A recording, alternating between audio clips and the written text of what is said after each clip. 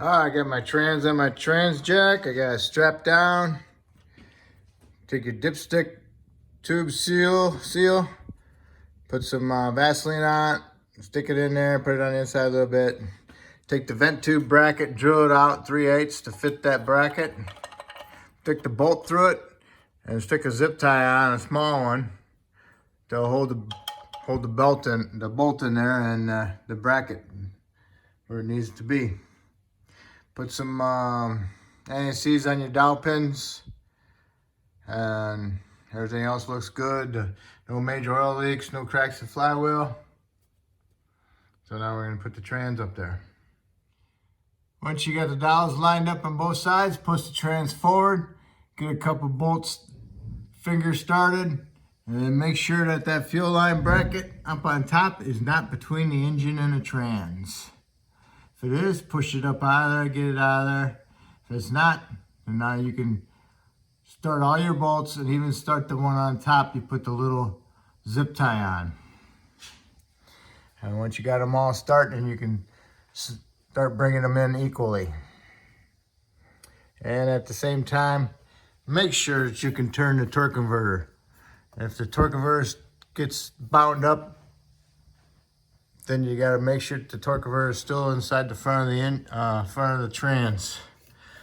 The torque converter mount should be about 1 inch away from the side of the bell housing. From here to the torque converter where the mounting is for the flywheel. When the torque converter is pushed in all the way, it should be about 1 inch. At this time, you should move your dipstick tube and get it started into your seal. Once you get it started, make sure you get all your stud bolts tight before you pull that down into it, because remember the stud with the nut. So pull this down after you get all your stud bolts tightened. All right, I got the top bracket with that stud bolt on it. Remember, I drilled it out, tightened that up. And then there's a wire harness up there. Make sure you don't pinch it. Remember the one with the clip that goes on that stud for that stud bolt? When you get that in there, then you can try putting that wire harness back onto that stud. You can use a long pry bar, a bolt tool, and then push your dipstick tube down inside the trans, and then put your 13mm nut on there and tighten it up. And then make sure you go to the other side and put your fuel line on that stud sticking up on that third bolt up on the other side, and then put your nut on it and tighten that one up also. And then you can go to the side of the trans and put that 10mm bolt back into this bracket. Okay. All right, you got all your trans bolts in and all your brackets on. Go ahead and then and your fuel line bracket on the side here at the 10. Go over here. Plug your vent tube into the little ears sticking out right here. Push the clip in there. Get your transmission wire harness. Plug it into the trans. Pull your lever all the way down till it gets a double click. And if your piece of plastic is still good, that white one, you can push it in there. And then you can put your little 10 on there, 10mm head bolt. Put that on there, snug it up. And then I exchanged my trans jack for my little jack, so now I can jack the trans up with the engine. And then next I'm going to put the torque converter bolts in. One thing I wanted to add, I should have told you before when the trans is out so you could see it better, was the bolts in the flywheel for the torque converter. 1 out of the 3 is oval, and that's the one you want to put in first, and that's the line up hole. So once you got that one in there, you can tighten that one up, and then you can do the other 2, because that's the alignment hole. It's not as big as the others, it's smaller. So it centers the flywheel into the bolt, okay? And also, push your torque converter into the back of the flywheel so it goes into the back of the crank, okay? You don't want to pull it in with your torque converter bolts. See how that bolt hole is pretty round, pretty big. See the hole below the pink circle? That's the bolt hole, torque bolt hole I'm talking about. It's more right to left, longer than up and down. So that's the alignment one. See how that socket's above that ear with the circle in it? Fits right in there. And make sure it's nice and flat. And when you tighten it up, you put your hand on there to hold it straight. And then tighten it up with your impact. All right. Now that you got all your torque converter bolts in, you need to put that plastic shield back on the driver's side that you took out to help separate the trans and the engine. It's a 10 millimeter. And then you got this one here for the starter. So we're gonna put the starter up in there first. And we're gonna get it tightened up and all the terminals on. And then we'll put this one on. Then what you wanna do is take some side cuts, cut it right here and right here. So you did that.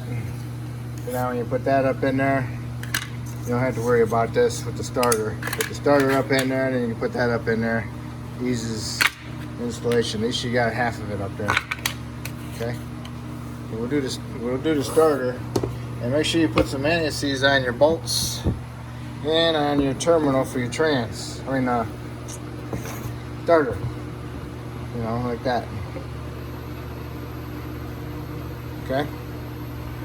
Put some anti-seize on your stud, your bolts for the starter, and then tighten those up.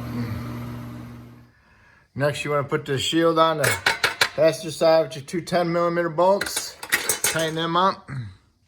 Then you want to take this bolt out of the bottom of the bell housing. That's for your trans cooler bracket. Get your new seal for your trans cooler line, which goes on here. And clean off this surface up in here. And inspect inside here. There's two more seals. They look like they're plugs, but they're not. So just make sure they're in there. If they're not in there, and then you have to get them. They're just like the ones like on the Envoy Trailblazer for the power steering line.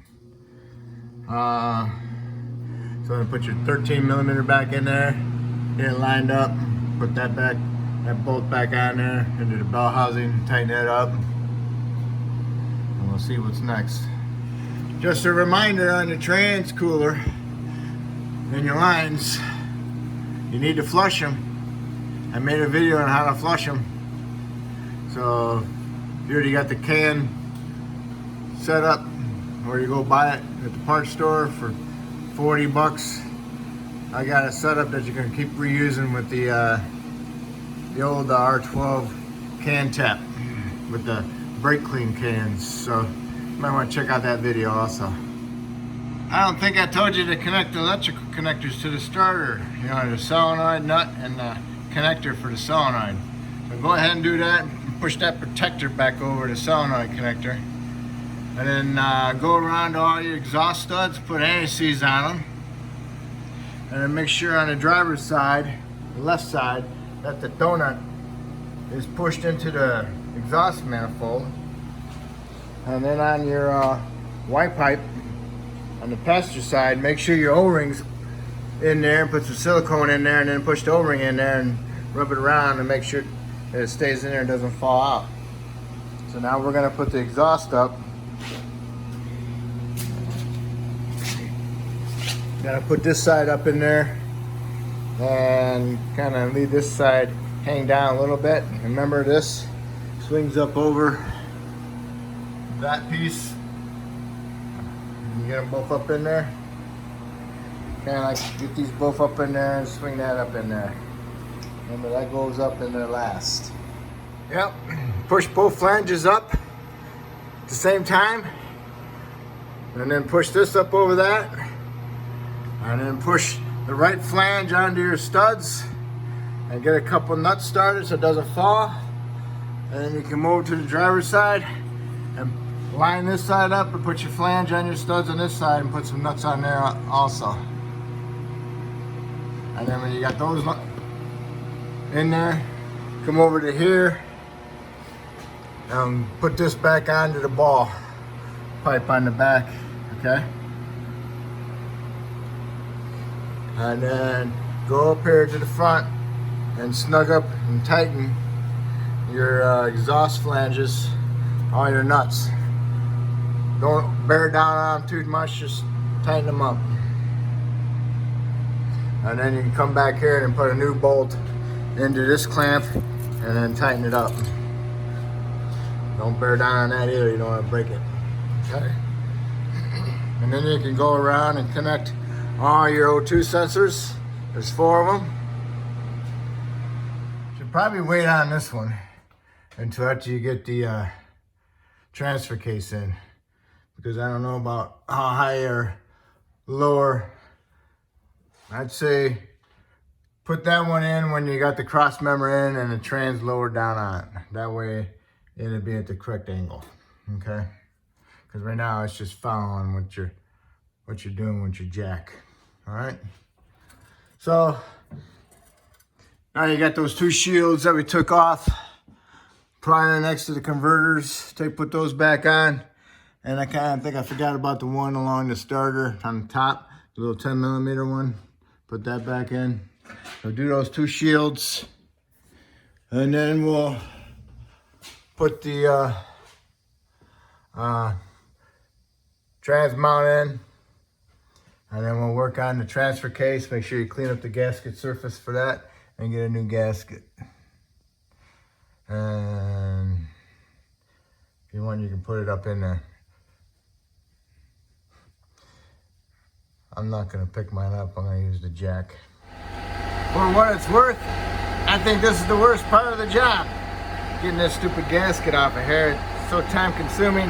Have to use a scraper and get on there and twist it off. It's just a big pain in the butt. Worst part of the job. Try removing the studs, only to mess them up a little bit. I'll just take the time and scratch them off. If you need a gasket number, the dealer's all out of them because everything's national back order, thanks to somebody. But anyway, here's your part number for your gasket. All I know is there's 50 freaking ways to put this gasket. Try it, but it takes forever to line it up too. So you got your little nub. This is the top dead center one, remember? This is the passenger side. So the nub goes on right here. And you go on, only goes on one way. Try it this way, try it that way. It's one of them ways. And this is where it goes. If that helps you out. Okay, I got mine on my jack. I got it strapped down. So now I'm going to take it over there. And I'm going to put it in. If you got it close and it won't go in, you can turn the front output shaft. And that will turn the input shaft on the transfer case so it can line up with the splines on the output shaft of the trans. Okay, I got it lined up and I got it pushed in. Now I can start all my nuts, and then I can take my strap off, and then I can take my jack out, and then I can finish pushing my transfer case into my trans, and then finish tightening my nuts. Earlier I told you to put the trans mount in, which I shouldn't have, because you cannot get to your lower bolt nut on your transfer case. So disregard that I said put that trans mount in there. Okay, got your transfer case all bolted up, all the bolts, the nuts tight. Go ahead and put your trans mount on now, and then connect your transfer case connectors. There's 3 of them, and then make sure you push it into the little bracket on top, and then the trans vent tube hangs down over here. Remember, it snaps into the little ear stick in there, and I just stuck the end up into the there's a hole in the frame. I just stuck it up there. Now you can put the front drive shaft in. You put it in this end first. But what you want to do is you want to stick the drive shaft. You put the U-joints up in here, get it above the flange, stick it up there. And then you can guide the shaft into here and push it all the way in. And then you come over here and you pry the drive shaft rearward so you can get the U-joint caps into the flange. And then you put your flange retainers on. They're the same front and rear. And then tighten those up. Those are the 7/16 11mm head bolts. Before you put your shaft all the way in, you want to put your shift linkage in. Little tabs pointing that way. Tighten the nut up. And it's going to go into park, so take it out of park. You need to turn drive shafts. Put your shifter cable bracket on. Those are the T40s. And put the opening towards the rear. And then fish your cable over your transfer case. And up and down through and stick it in there. And do not connect it yet. And then now you got your shaft in, which is good. If your clamp broke, put a zip tie on there. And that's good. And then put your shaft, put your U-joints into your flange, and then tap them down because there's a little like C-clip on the inside. Make sure that goes to the inside of the flange. Get them in there, tap them in one side at a time. Put your retainer on there, run it down, and then tap your other cap down in there and put that retainer in there and then fully tighten it. These are the bigger ones, the retainers. They are different. They used to be the same. The rounded ends are this one, I'm pretty sure, and they are a little bit bigger than the rear.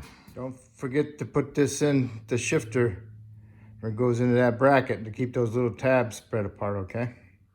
You want to pound on the cap, not the retainer, okay? So that's how it's supposed to look. Got all your drive shaft retainer bolts tight. Next, you want to come back over to the shifter cable and you want to shift it into park. Put little anti-seize on it.